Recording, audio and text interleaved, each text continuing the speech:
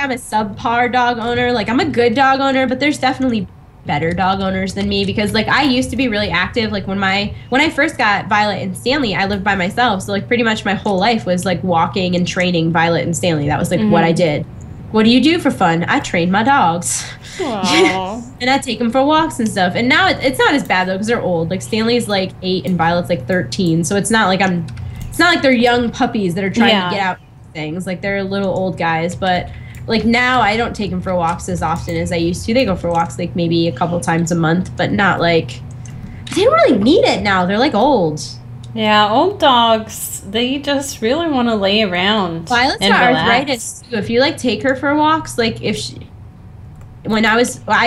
thought maybe walking her more would help, but it actually made it worse. Like it's okay if you walk her like for short distances, but like she can't really go for much more than 20 or 30 minutes.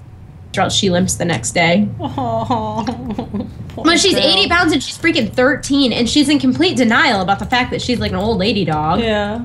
She's allergic to everything. I think she's allergic to dogs. Like, she's a mess. I love her, but she's a mess. I think my dog is allergic to cats. I think my dog is... Yeah. He goes around going like this all the time. Like the reverse sneeze thing. My poor baby. I gotta give him like give him Zyrtec. Yeah, just like I think you suggested that to me. Yeah, that's what we give to Violet. Yeah, when I found out that study, I was so mad. Like Violet's had allergies the whole time I've had her, and the only thing vets ever want to do is give her steroids, which like I don't like doing, like because she's old. Like steroids are not good for anybody, no less like 13-year-old old lady dogs. Like that's not.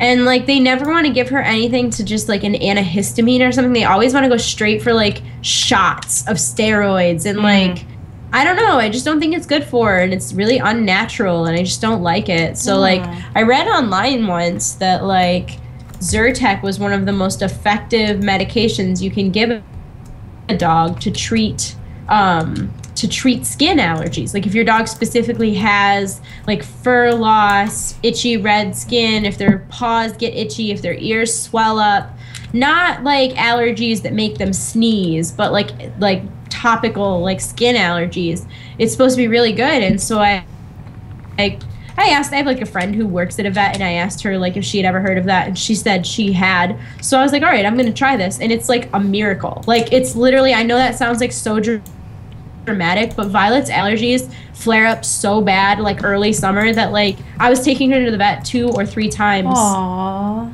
Like every time it was like this time of year because she was so swollen and itchy and uncomfortable, and like I just felt so bad for her. Like I don't know how to make her feel better, and I read that online, and now she just gets a Zyrtec in the morning and at night when she goes to bed, and like she has no problems. Whoa. And she used to, her ears would swell up so bad she would cry. Oh, I know, and she was all old and pathetic, and then it's like you bring her to the vet, and she's all panicked in the car, panicked at the vet, and the vet's giving her shots, like she doesn't, you know what I mean, like, and then on top of it, as soon as she was out of steroids, all the problems came right back, because they was allergies. Yeah. All right, wait, what do we need down here? I think we gotta kill plane striders. Oh no, we gotta return them, that's what we gotta do. Zen Tahi. I gave you that quest. It's right here. He's right here. Yeah. What do we have to do? Oh, he gave us a quest. Yeah. All right, I'm sorry. Literally don't listen to me. It's okay. What do we need to do for him? We gotta return plane striders. How? I don't know. How? I'm assuming, I think they're over here by these rocks. I can't remember. I see a plane strider. I just don't know what to do with him. I'm going to follow you. I think they're a special kind, and if I remember correctly, they're over here, but I don't. So, would you rather be a dragon that could not breathe fire, or a dragon that couldn't breathe fire, or a bird that couldn't fly? Ew. I'd rather be a dragon that couldn't breathe fire, because at least you could still fly, like yeah, birds. But you have to think, like, dragons are kind of enemies of humans, like, historically speaking. I mean, in a fantasy history setting, like, humans are always out trying to slay dragons. They go right to their caves to slay them. That's true.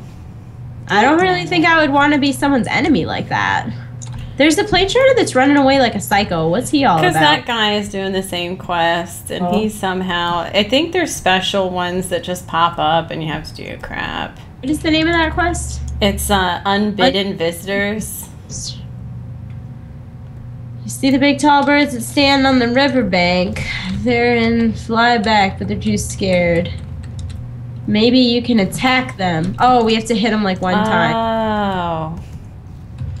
Well, hopefully we don't kill them. Now will they chase us? Is that how that works? Where's the guy? Scream Slash. Who's this guy? Is he tagged to us? Is he I don't know, Kit. What's going on? Oh, so they just run back on their own? You just attack them? Damn it. Yes. Wonder what he got from Scream Splash.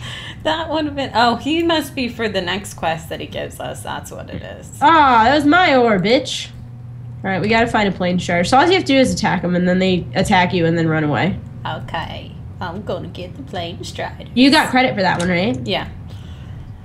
It's funny, because watching back the footage that I got from last time, I did so many derpy things where I was like paying so much attention to talking to you and like whatever that I wasn't paying attention to the game at all. And I was like, did you get credit for that? And you were like, yeah. And I'm like, me too, when I clearly did not get credit at all. I killed mine too fast. Well, knock it off. Don't use abilities on it. Just auto attack it. I can't even find one now. I was having this conversation with my stream the other day about the differences between men and women, and that women are fundamentally like better than men just because they have boobs. That was like my running argument. And someone was like, boobs are proof that God is a man. And I was like, by that logic, boobs are proof that God is a lesbian woman. Yeah. And like everybody just went silent. And I was like, crap, I've offended my religious viewers. Why do you hate Panzer people? Well, she said God was a lesbian, so... Who knows? Fuck her. Who knows what anything is? You know what would be great is all the religious people who declare that there weren't dinosaurs, that's all like a scientific myth of sorts. Wouldn't it be hysterical if God was a dinosaur? Like if Jesus is a raptor? He's a big old raptor. Hey, you never know. And he brought the rapture. Rapture. It all makes sense. It all makes perfect sense.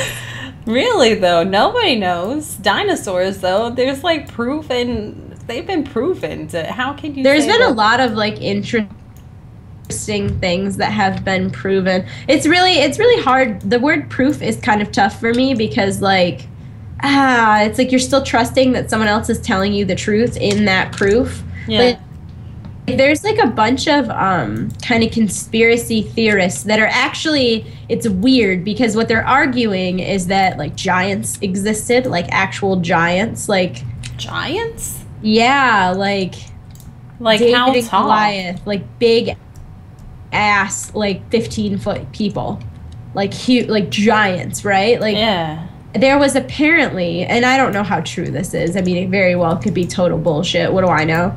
But there was apparently a mummy found that they could tell by the structure of the skull that it was a toddler, but it was like 5 feet tall. What? And one of its fingers was like 13 inches long. Oh my gosh. And like a bunch of people are like, this is fake, and it's just like, I don't know what's fake, but I would really like to believe at one point there were giants.